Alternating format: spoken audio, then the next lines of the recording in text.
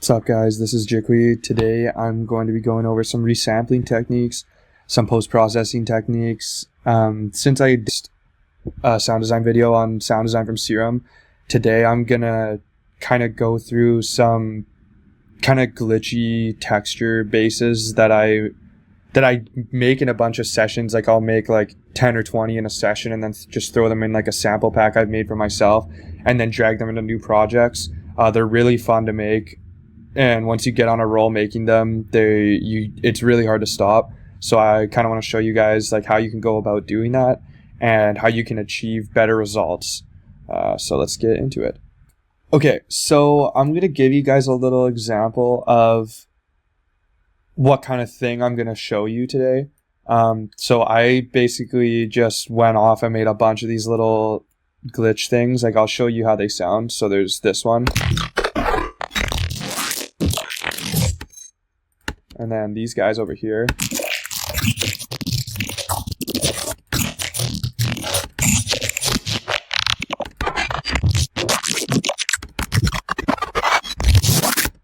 Like I said, they're like super fun to make. I use this VST called Portal. I'm sure a lot of you have been hearing about it lately. It's really awesome for this kind of thing. You don't need it to make these by any means. It'll just yield better results. So if you don't have the plugin, I would definitely recommend looking into it. For this tutorial, I'll try to show you guys how to get good results without using it. But just to let you know, if you want to get really awesome results, like even just for not even sound design, anything in general, like this plugin is super, super awesome. But let's get into it. I'll start a new project here. So basically, how I start it is I find a sound that doesn't have a lot of tonality to it. If you have the Black Octopus Leviathan packs, they have some really awesome sounds, like these glitch sounds. Here, I'll show you. They kind of sound like this.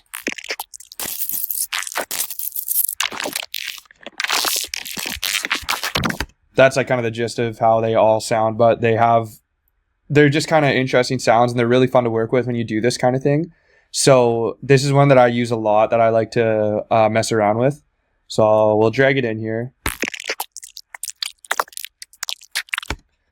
So I'll make a couple other audio channels here just because I like to be able to maybe go back to previous versions of the sound and tweak little things just so I can have more options at the end, or if I end up getting something I don't like, I can easily just go back to a previous version. So anytime I'm going to do like any major changes, or anytime I'm going to flatten it to audio or resample it, I'll just make a new like a duplicate of it so that I can go back to the previous steps.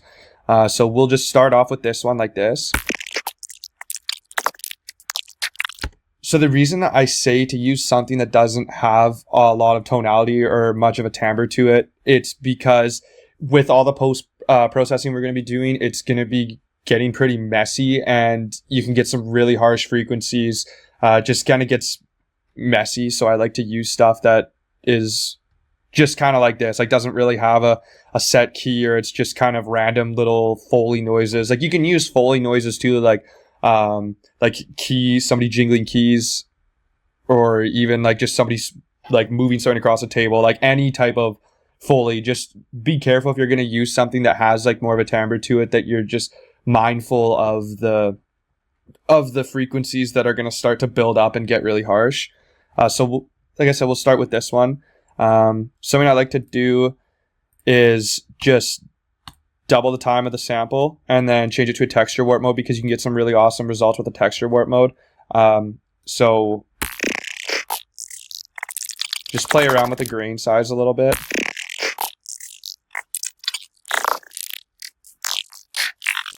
Really around like 40 to 60 for the grain size is where I find you get the best results, but don't limit yourself on these. The best thing you can do is to experiment and fuck around with different grain sizes, different pitch.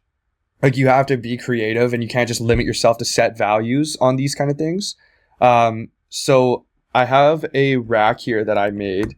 I will kind of break it down for you guys and show you, just to save time of actually constructing the rack. So it's basically I just call it the glitch rack because I throw it on these type of glitches to basically fatten them up and change them into what you were hearing at the start. So with this rack, just throwing it on like this, it sounds like this. So already like that beefs it up pretty nicely. So I'll kind of break it down for you here. So I just started off with a glue compressor and a soft clipper just to make it really loud and kind of destroy the sound right off the top. Then I have this vocoder rack that I actually kind of copied from a company's tutorial video. It's basically a rack.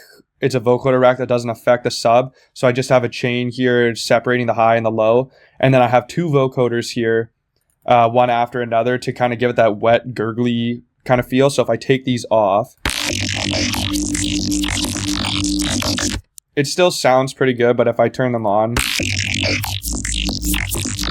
can just hear they're a little more wet and just a little grittier. So then I have an overdrive here, just giving it a little bit of distortion here. The dynamics at 100%, dry wet at 10%. So it's not doing too much, but it's still just distorting it a little bit. You might not be able to hear the difference too much if I turn it on and off, but I'll show you anyways.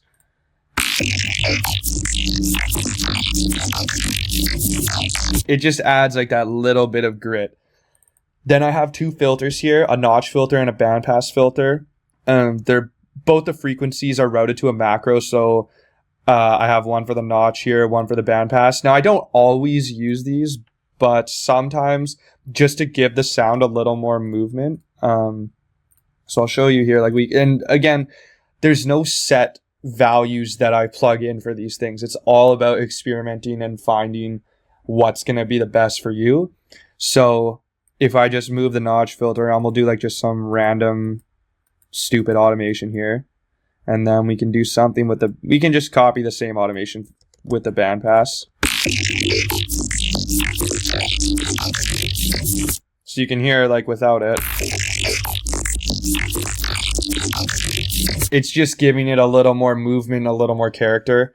You don't have to use these. A lot of the time I find that I will keep them on at the start and then I may keep them on later on, but it just really depends on what you're trying to do. But we can keep them on for this case. Then next, I have a saturator, which is just an analog clip.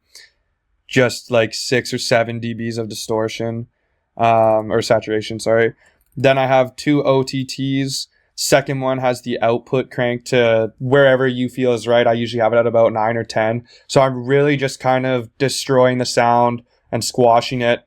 And the reason I have the OTT and the saturation after the filters is because you lose a lot. Once you put those filters on, you lose a lot of the character that the sound has. So putting the saturation and the compression after the filtering is kind of going to bring all that back, and you still get the movement from the filter, which is really is something that I do a lot, especially if you're making a rack where the main movement in your sound is going to be coming from a filter within the rack. You're going to want to compress it and saturate it after the filters so that you're not losing all the power through that process.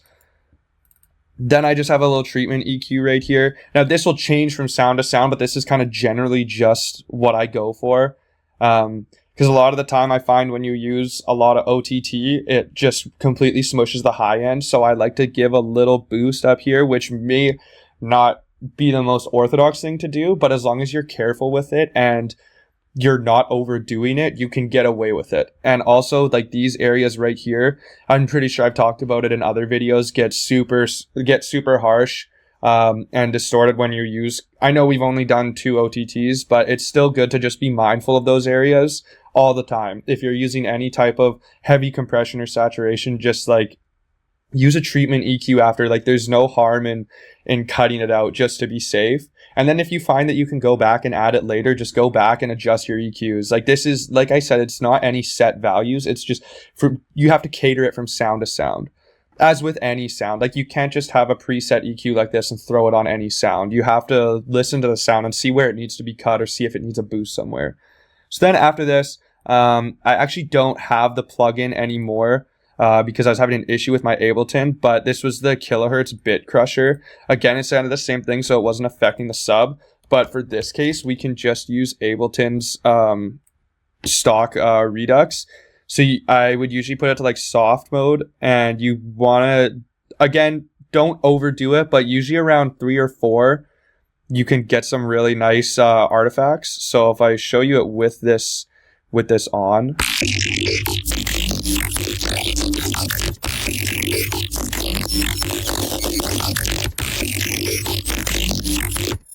yeah, so it gets Make your music stand out, get more views, and way more engagement. Bring your music to life. Get Music Visualizer. In every format, even for social media. Get started today. The link is in the description.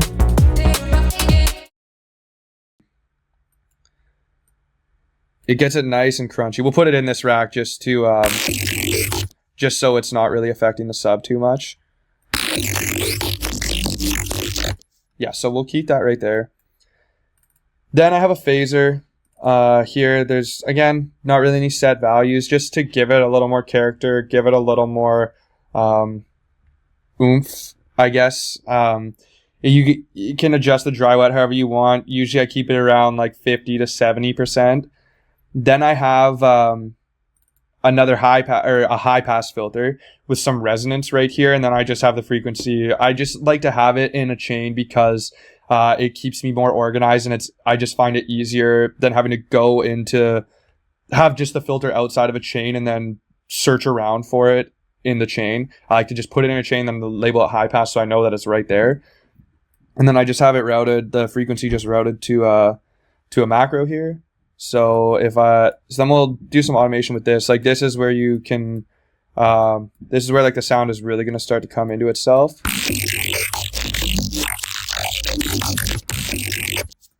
Here we'll do something like this.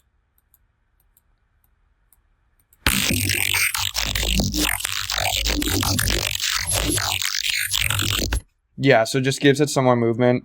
We can turn the bit crush off for right now. I usually like to turn that on at the end because then I have more control over it. I know kind of what I want to do with it.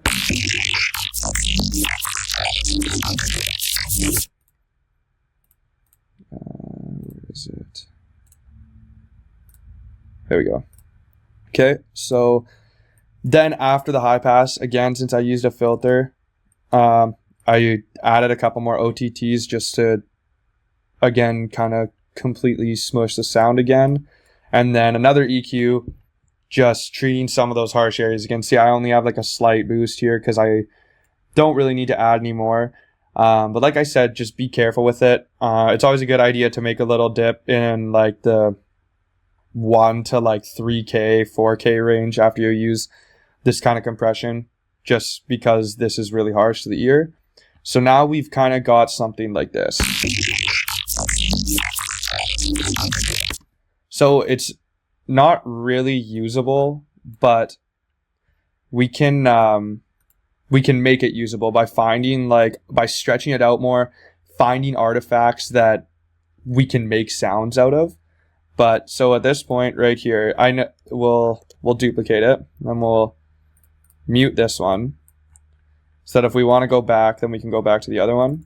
So now what I like to do at this point is start playing around with the pitch of the sample, because this is where you can really start to get those like super crunchy artifacts, and that gives it more character. So like if we just do something, like I always will just do random shit until it kind of hits an area that I like. So we'll just go.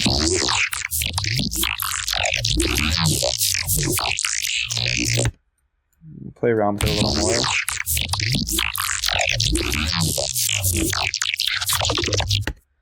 Yeah, so basically at this point, what I go and do is I find little bits of the sound that I like.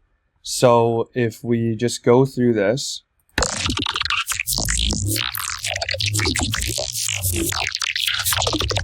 so like some nice parts of this sound would be like this, like this little section right here, and this right here.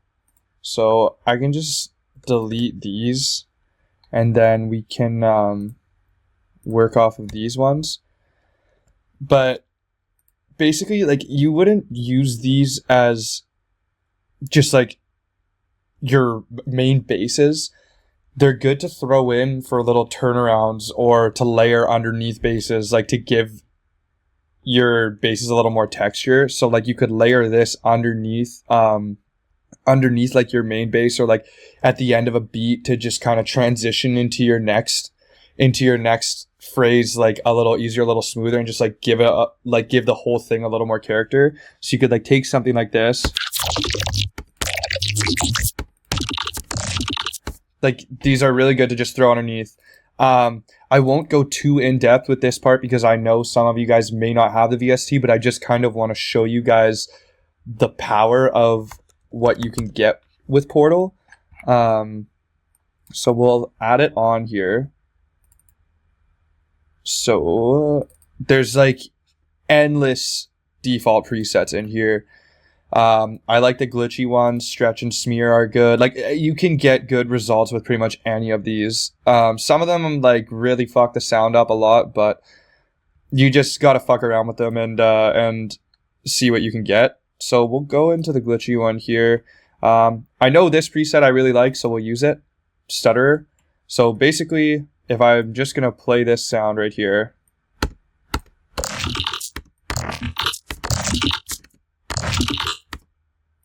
And we can go to this one too.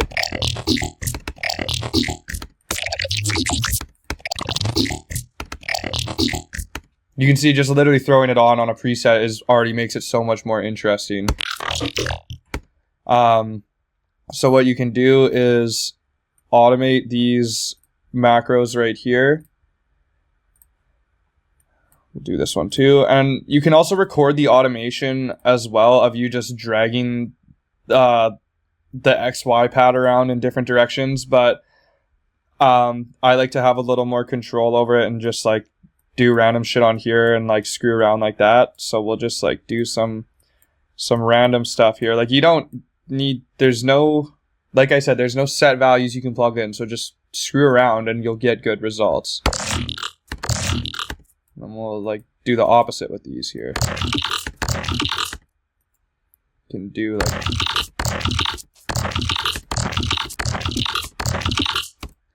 and then we'll do like the same thing over here.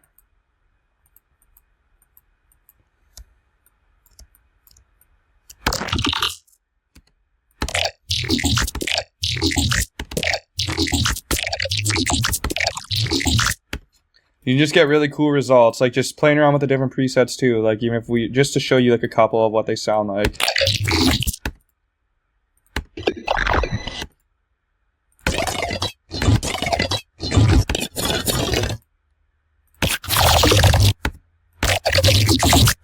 Like, you get some really awesome sounds from this. So I would definitely recommend checking out this VST here and giving it a go. I use it mainly for this kind of stuff, but you can add it on anything to get a cool result. So we'll open this preset back up. Oh yeah, and I know I was talking about the bit crusher earlier, so we can add that in here. We can just add it right there.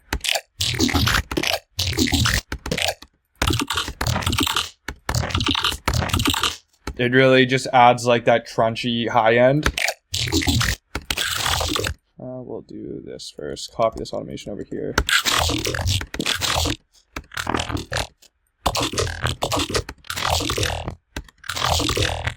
But yeah, so basically just mess around with it and see what kind of results you get. I'm going to open up another project like of a track that I'm working on right now and show you like how you can apply this in a track. So I will do that.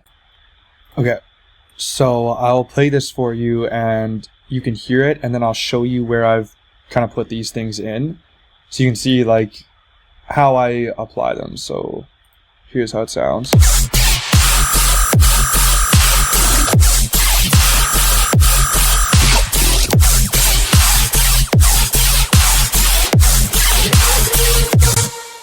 So basically, from what I was discussing earlier, we have this right here, which is just layered underneath these main basses. Then I have this thing.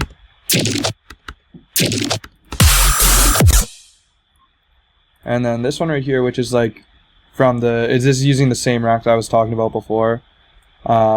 Just this little thing.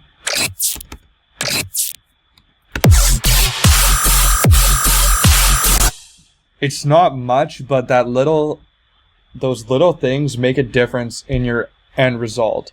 Like, it might not seem like this is doing much, but if I took all these out, then the drop would not have the same effect that it has right now. And again, even right here, this is just a straight up virtual riot glitch. So if I show you this, like, this is what it sounds like before. Then with this processing, I think I also screwed with the pitch. Yeah. So basically I just pitched it down and then added this process. And then I added another glue compressor and a soft clipper at the end just to pretty much completely destroy the sound and make it super loud. So yeah, that's like a way that you can apply this kind of stuff. Another way that I do it too is, I believe it's right here. Yeah, like right here. Just using like an auto pan to kind of like give it that movement. But yeah, this is a pretty big project. So, but there's lots of other points in here too. So like when I'm going into my build up, right here.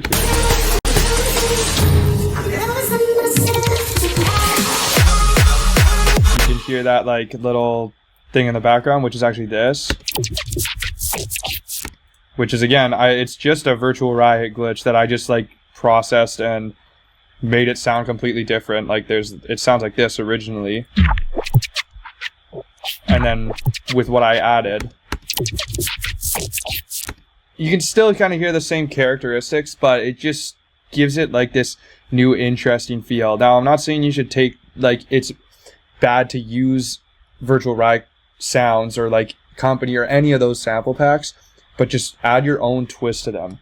Like, I don't use this for every single sound in my drop, but it's more just for this, like, to make this transition better. So if I play it in context,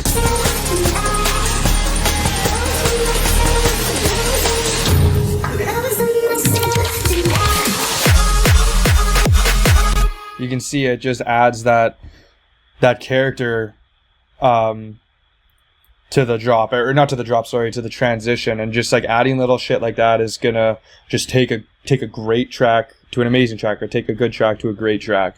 Just adding those little details in there, it'll make a big difference. So yeah, if you have any questions about anything I've talked about today, or you need any more clarification, please, as always, feel free to message me or send me an email, and I'm happy to help you guys out. But my best advice with this kind of stuff and like making post like crazy racks and stuff is just like be creative and don't follow the norm of what everybody says. Like, you can't rely on specific values. Like, oh, you have to put your saturator at 6 dB, or you have to put your OTT at 20% or whatever. Just do whatever you want, and if it sounds good, then it sounds good. And if it doesn't sound good, then take a few steps back and think, okay, where did I go wrong, and how can I fix it, or how can I change it? It's all about just being creative and finding ways to make your sound unique. And I think that a lot of people just get hung up on seeing people say you have to follow certain guidelines when you're doing things. Like, if you looked at what I was doing in that rack, like, it's just kind of a little all over the place, but it's just, in the end, it yields a good end result. So my best advice is just to don't be afraid to do things that are outside of the box, or outside of what the rules say you need to do, because realistically you don't have to follow any rules when you're making music.